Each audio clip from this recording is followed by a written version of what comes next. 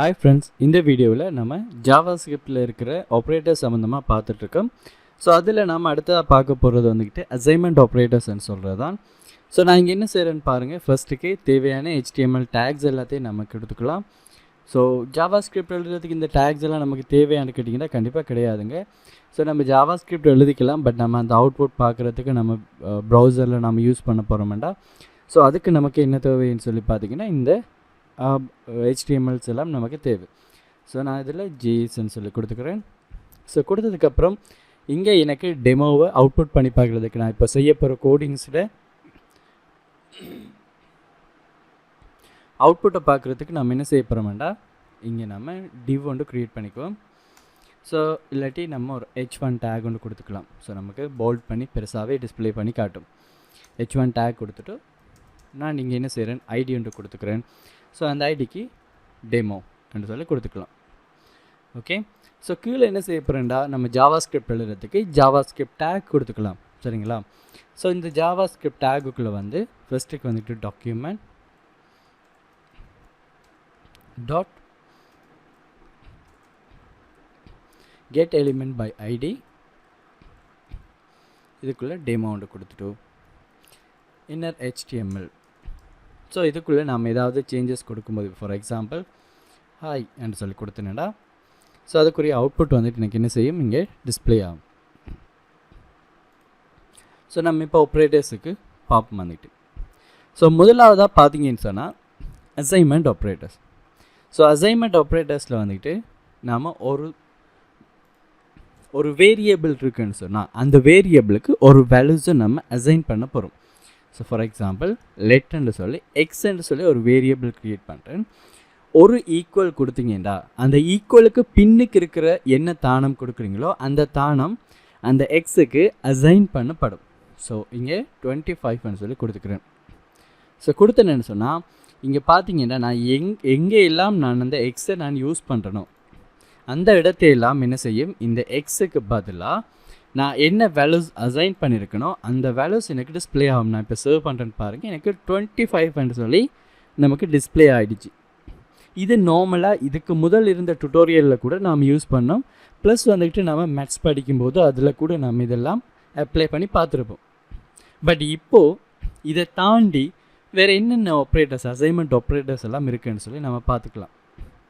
So இங்கே நான் என்ன செய்கிறேன், எக்ஸ் ப்ளஸ் ஈக்குவல் 100ன்னு சொல்லி கொடுக்க பாருங்கள். ஏற்கனவே ஈக்குவல் மட்டும்தான் நம்ம பார்த்துருந்தோம்.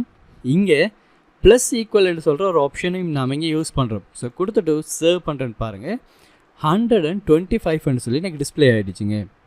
ஸோ அப்படின்னா இது என்ன அர்த்தம்னு சொல்லி பார்த்தீங்கன்னா எக்ஸுக்குள்ளே ஆல்ரெடி இருக்கிற பெறுமதியோட ப்ளஸ் பண்ணுங்க யாரைன்னு சொன்னால் இந்த ஈக்குவலுக்கு பின்னுக்கு இருக்கிற இந்த பெறுமதியை அதோட ப்ளஸ் பண்ணிவிடுங்க. இது எதிட லாங் ஃபார்மேட்னு சொல்லி எதிட ஷார்ட் ஃபார்மேட்னு சொல்லி பார்த்தீங்கன்னா எக்ஸ் ஈக்குவல் எக்ஸ் ப்ளஸ் 100.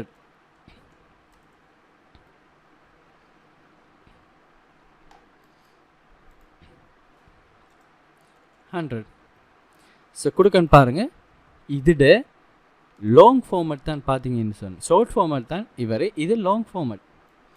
இப்போ ஃபார் எக்ஸாம்பிள் இங்கே பார்த்தீங்கன்னா ஸோ 125 இருக்குது.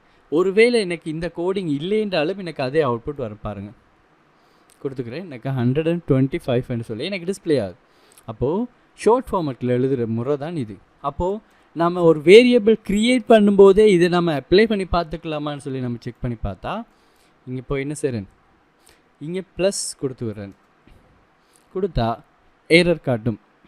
என்ன அர்த்தம், இந்த அசைன்மெண்ட் ஆப்ரேட்டர்ஸ் இப்போ நீங்கள் நார்மலான ஒரு ஈக்குவல் அசைன்மெண்ட் ஆப்ரேட்டர்ஸ் கொடுத்தீங்கன்னு சொன்னால் அது வேரியபிள் க்ரியேட் பண்ணக்க அந்த வேரியபிளுக்கு தேவையான வேல்யூஸை அசைன் பண்ணுறதுக்கு யூஸ் பண்ணுறாரு. இதுக்கப்புறம் நம்ம பார்க்க போகிற ஒவ்வொரு அசைன்மெண்ட் ஆப்ரேட்டர்ஸும் வந்துக்கிட்டு ஆல்ரெடி இருக்கிற ஒரு வேரியபிளுக்குள்ளே, அதாவது வேரியபிள் க்ரியேட் பண்ணுறது கிடையாது, ஆல்ரெடி இருக்கிற ஒரு வேரியபிளுக்குள்ளே அசைன் பண்ணுறது. இப்போ ஃபார் எக்ஸாம்பிள் இங்கே நான் என்ன செய்கிறேன்னு பாருங்கள், எனக்கு நான் இது வந்துட்டு ஒரு பேலன்ஸ்ன்னு சொல்லி வச்சுக்கலாம். இது வந்துட்டு பேங்க்கில் இருக்கிற பேலன்ஸ். ஸோ 25 rupees தான் என்கிட்ட இருக்குது.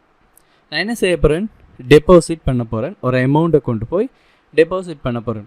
ஸோ முதலாம் தேதி நான் போய் டெபாசிட் பண்ணுறேன். பேலன்ஸ் ஈக்குவல் பேலன்ஸ் ப்ளஸ் நான் என்ன செய்கிறேன் 25,000 கொண்டு போய் இதில் டெபாசிட் பண்ணுறேன். ஸோ பண்ணதும் எனக்குரிய அமௌண்ட் என்னையா இருக்க போகுதுன்னு சொல்லி பார்த்தீங்கன்னா ஸோ பேலன்ஸ்ன்னு சொல்லி கொடுக்கணும், எக்ஸ்டெண்ட் இருக்குங்க. ஸோ நான் அதை பேலன்ஸ் கொடுத்துக்கிறேன். இப்போ பாருங்கள் 25,025 rupees. ஸோ இதுதான் இருக்குது. இதை இப்படி எழுதுறதுக்கு பதிலாக ஷார்ட்டாக நாம் எப்படி எழுதிக்கலாம், ப்ளஸ் ஈக்குவல். ஸோ நான் சும்மா ஈக்குவல் மட்டும் கொடுத்தா 25,000 தான் வரும். ஸோ ஏற்கனவே இருக்கிற பெறுமதியோடு இந்த பெறுமதியையும் ஆட் பண்ணுங்க என்று சொல்கிறதுக்காக நம்ம என்ன செய்கிறோமிங்க, ப்ளஸ் ஈக்குவல் கொடுத்துக்கிறோம். ஸோ கொடுத்ததும் பாருங்கள் எனக்கு அதே அவுட்புட் வருது. அப்போ ஈஸியாக நான் இப்போ இன்னொரு வேல்யூஸ் நான் நீங்கள் ஆட் பண்ண போகிறேன், ஒரு 5,000 ஆட் பண்ணுறேன் என்று சொல்லி பார்த்தீங்கன்னா 5,000 ஆட் ஆகிடுச்சு. அதே மாதிரி 1,000 rupees நான் ஆட் பண்ண போகிறேன்னு சொன்னால் 1,000 rupees கொடுத்து விட்டா அதோட 1,000 rupees நமக்கு ஆட் ஆகி 31,025 rupees வந்துட்டு நமக்கு இங்கே டிஸ்பிளே இருக்குது. ஸோ இது பர்ஃபெக்டாக வந்துட்டு நமக்கு ஒர்க் ஆகும். ஸோ அதோடு சேர்த்து பார்த்தீங்கன்னா இன்கேஸ் உங்ககிட்ட 50,000 rupees இங்கே இருக்குது, 50,000 rupees இருக்குது உங்களோட பேங்க்கில் பேலன்ஸாக இருக்குது.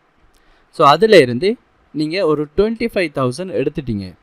ஸோ அதுக்கு என்ன செய்யலாம், பேலன்ஸ் மைனஸ் ஈக்குவல் நான் என்ன செய்கிறேன் இங்கே 25,000 கொடுத்துக்கிறேன். சரிங்களா? ஸோ இப்படி கொடுத்ததும் இப்போ என்ன செய்யுமென்னு சொல்லி பாருங்கள், 50,000லேருந்து இன்கேஸ் இது இல்லை என்று சொன்னால் இப்போ நான் என்ன செய்கிறேன், இதை எக்ஸிக்யூட் ஆகாத மாதிரி கமெண்ட் பண்ணி வச்சுக்கிறேன். இப்போ பாருங்கள் 50,000 இருக்குது. நான் இந்த லைனை எக்ஸிக்யூட் பண்ண கொடுத்ததும் எனக்கு என்ன நடக்குதுன்னு பார்த்தீங்கன்னா 25,000 எனக்கு ரெடியூஸ் ஆகி எனக்கு 25,000 டிஸ்பிளே ஆகுது. அதே மாதிரி நான் என்ன செய்கிறேன், இதை இன்னும் கொஞ்சம் குறைக்கேன், ஒரு 5,000 எடுக்கேன். 25,000 இருக்குது பேலன்ஸ், அதுலேயும் நான் 5,000 எடுக்கும்போது இங்கே போய் செக் பண்ணி பாருங்கள். ஸோ இங்கே உங்களுக்குரிய அவுட்புட் வந்துட்டு 20,000 டிஸ்பிளே ஆகுது. ஸோ அதே மாதிரி தான் இங்கே நீங்கள் பெருக்க போகிறீங்கன்னு சொன்னால் ஒரு அமௌண்ட்டை இன்னொரு அமௌண்ட்டால் பெருக்க போகிறீங்க. ஸோ இது நம்ம ஒரு அமௌண்ட்டோட ஒரு அமௌண்ட் கூட்டுறது பார்த்தோம், அதே மாதிரி கழிக்கிறதும் பார்த்தோம். அதே மாதிரி என்ன செய்ய போகிறேன்டா, இங்கே பெருக்க போகிறேன் 5ஆல் ஆல்ரெடி இருக்கிற 50,000 பெருக்க போகிறேன். பெருக்கி வார விடையை நான் என்ன செய்கிறேன், திருப்பி பேலன்ஸுக்குள்ளே அசைன் பண்ணி விடுறேன். ஸோ பார்த்தீங்கன்னா எனக்கு என்ன செய்யுது, ஸோ 250,000 வந்துட்டு எனக்கு டிஸ்பிளே ஆகுது 5ஆல் பெருக்கும்போது. ஸோ எனக்கு இது பர்ஃபெக்டாகவே எனக்கு வேலை செய்யுது. இதுவே நான் மைனஸ் பண்ண டிவிஷன் யூஸ் பண்ண போகிறேன்டா. ஸோ நான் என்ன செய்யலாம், டிவிஷன் யூஸ் பண்ணலாம். ஸோ கொடுத்து விட்டேன்னு சொன்னால் ஆல்ரெடி இருக்கிற 50,000 5ஆல் பிரிக்கும்போது வார விடையை திருப்பி இந்த பேலன்ஸுக்கு அசைன் பண்ணிவிடும்.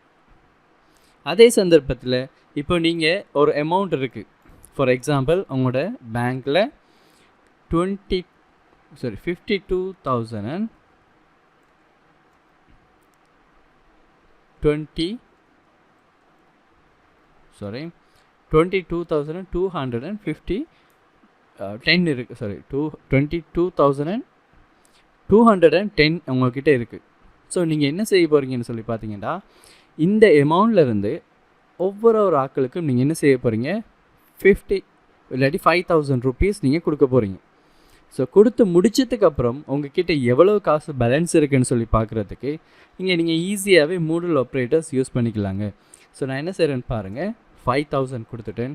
ஸோ மூடல் ஆப்ரேட்டர்ஸுக்கு நம்ம ஆல்ரெடி யூஸ் பண்ணுறேன் இந்த பர்சன்டேஜ் மார்க் கொடுத்துக்கிறேன். ஸோ கொடுத்ததும் பாருங்கள் எனக்கு 5,000 52,210 வந்துக்கிட்டு நம்ம கொடுத்தோம்னு சொன்னால் நமக்கு 2,210 நமக்கு பேலன்ஸாக இருக்கும். மற்ற எல்லா அமௌண்ட்டுமே நாம் கொடுத்துக்கிடுவோம். ஸோ இதுதான் பார்த்தீங்கன்னு சொன்னால் நம்மளோட ஆப்ரேட்டர்ஸில் இருக்கக்கூடிய அசைன்மெண்ட் ஆப்ரேட்டர்ஸை நம்ம அப்ளை பண்ணுற வேயாக இருக்க போகுது. ஸோ இப்போதைக்கு நம்ம ஜஸ்ட் வந்துக்கிட்டு அதே சமயத்தில் இன்னொன்று நம்ம மிஸ் பண்ணிக்கிட்டோம். ஸோ எக்ஸ்பவுண்டியேஷன், அது எக்ஸ்போனன்ட்னு சொல்லுவாங்க. ஸோ நம்ம என்ன செய்கிறோம், இங்கே 50 இங்கே 3ன்னு சொல்லி கொடுத்துக்கிறேன். ஸோ இங்கே நம்ம என்ன செய்யலாம், இங்கே 2 தரம் நம்ம மல்டிப்ளிகேஷன்ஸ் நோட்டேஷன்ஸ் கொடுத்து விட்டோம்னு சொன்னால் ஸோ 50-ஐ 50ஆல் பெருக்கி வார அமௌண்ட்டை திருப்பி 50ஆல் பெருக்கும்.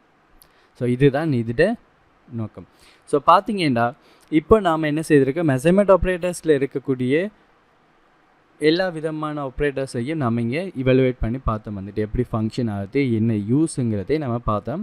பட் இதில் பெட்டர் அண்டர்ஸ்டாண்டிங் வேணும்னா கண்டினியூஸாக வீடியோஸை பாருங்கள். நம்ம என்ன செய்வோம், இன்னும் ப்ராக்டிக்கலில் இதில் எப்படியெல்லாம் அப்ளை பண்ணலாம், நம்ம எப்படியெல்லாம் கல்குலேஷன்ஸ் பண்ண வேண்டி இருக்குங்கிறது எல்லாமே நம்ம ஒவ்வொரு வீடியோஸ்லேயும் நம்ம ஒவ்வொன்றாக ஆட் பண்ணிக்கிட்டே போவோம்.